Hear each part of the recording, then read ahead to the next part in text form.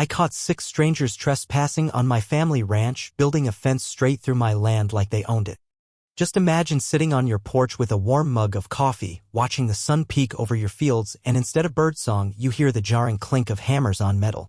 That sound rang across Sunshine Hollow like a warning bell. It was early April, and the morning mist still clung to the fields that had belonged to the Langford family for over 100 years. I'm Tyler Langford, a third-generation rancher and widowed father raising my 17-year-old daughter, Avery. This land isn't just my job, it's our home, our history, and our legacy. That morning started like so many before. The rain from the night before had left the earth smelling rich and clean.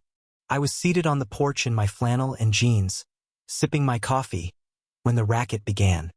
At first, I figured it was roadwork near the county access road. But the noise came from the west where the newly built Sterling Acres development met the edge of my pasture. I walked out across the damp grass toward the hill that marked the traditional boundary. Cresting it, I froze. A crew of 6 men, all in matching uniforms, were driving metal fence posts deep into my soil. Their truck had Sterling Acres HOA painted along the side, and stacked in the bed were coils of fencing materials.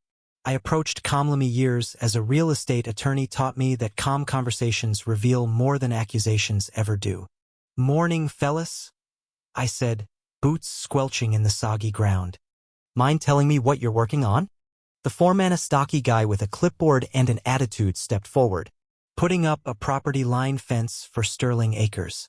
Should be done by tomorrow afternoon." "Interesting," I said slowly. "See, you're about 100 yards into my land. I'm Tyler Langford. I own this ranch." I extended my hand. The foreman took it reluctantly. "We're just following orders," he said, handing me the clipboard. "The HOA gave us the specs. Survey shows the property line runs through here." The name Logan Brewer was scribbled at the bottom of the surveyor I'd never heard of. But the line it claimed? Pure fantasy. "This survey's wrong," I said, handing the clipboard back. "That line hasn't moved in a century." "Talk to the HOA," the foreman said. "We've been paid. We've got permits. You'll need to sort this out through the board." I pulled out my phone, snapping photos of the fence, the truck, the workers. "Then I'll be calling the sheriff." "You're trespassing." Sheriff Clint Hammond rolled up 20 minutes later in his patrol car. We went to high school together, him the football captain, me the yearbook editor. I expected he'd shut the whole thing down, but after talking with the crew and reviewing their documents, Clint just rubbed his neck and sighed. "Ty, this is a civil matter. I can't arrest anyone unless you have a court order. Their papers might be wrong, but they have him." "You're kidding me," I said, disbelief creeping into my voice. "I wish I was," Clint muttered. "You've got to take this up with Sterling Acres HOA." Before I could say another word, I heard tires screeching. Avery's beat-up Jeep came flying down the dirt road. She hopped out, ponytail bouncing, phone already recording. "What's going on?" she demanded, I scanning the scene. "They're building a fence on our land," I told her, trying to keep her calm.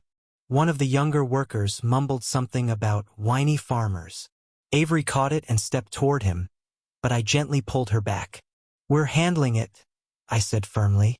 She took a final sweep of photos and videos, then reluctantly returned to the house. I stared at those metal posts jutting from my field like stakes in a vampire flick. I could have reacted like my grandfather, ripping them out with a tractor or confronting them with a shotgun. But that's not me. If the Sterling Acres HOA wanted to play legal games, fine. I'd play, but on my terms. The next morning, I put on my city clothes, dark jeans, and a crisp button-down, and drove into Sterling Acres. Their HOA office looked like a rustic lodge pretending to be upscale. Stonework, floor-to-ceiling windows, and expensive landscaping that screamed money, not authenticity. Inside, the reception desk belonged more in a corporate law firm than in a rural community.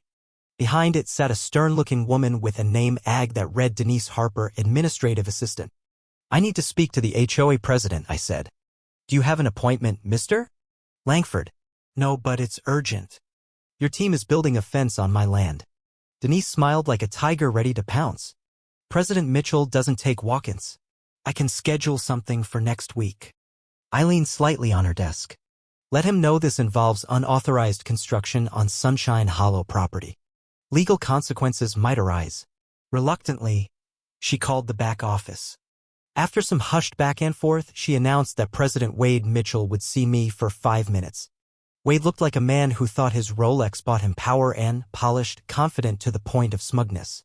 His office walls were lined with golf trophies and framed photos of him shaking hands with politicians. "You have 5 minutes, mister."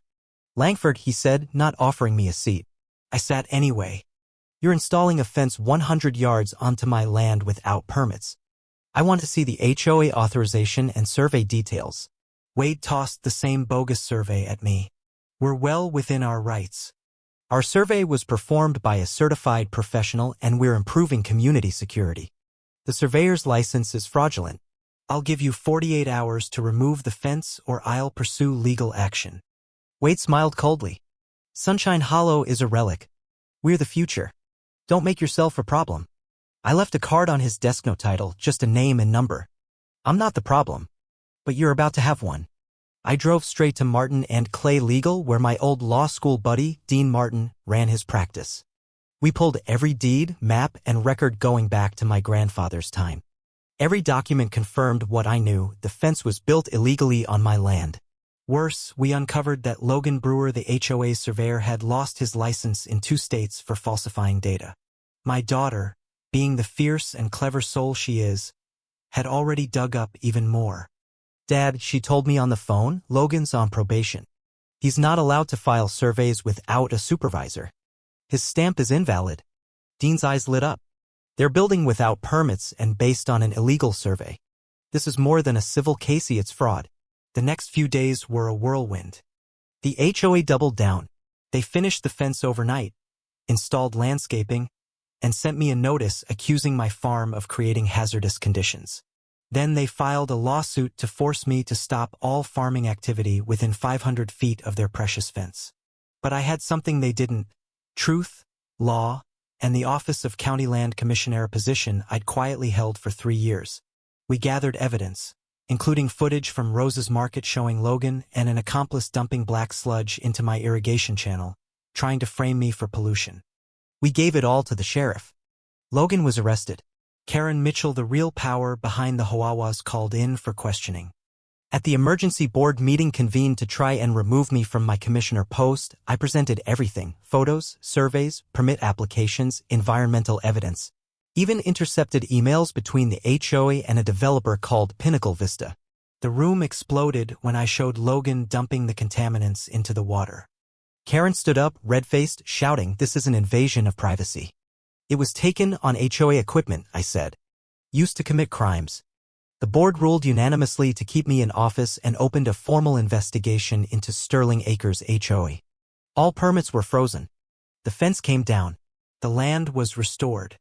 Karen was indicted on charges of fraud, conspiracy, and environmental sabotage. Logan took a plea deal. Wade Mitchell fled town. And Sterling Acres was forced to rebuild, this time with transparency and cooperation. A year later, my ranch is thriving. The border, once marked by hostility, is now lined with wildflowers. The new HOA leadership even partnered with me on a shared-use greenbelt. Avery earned a full scholarship to study environmental law. I know she'll make sure nothing like this ever happens again. Because sometimes the best revenge isn't loud. It's legal, methodical, and undeniable. Sometimes all you need is to know exactly where you stand.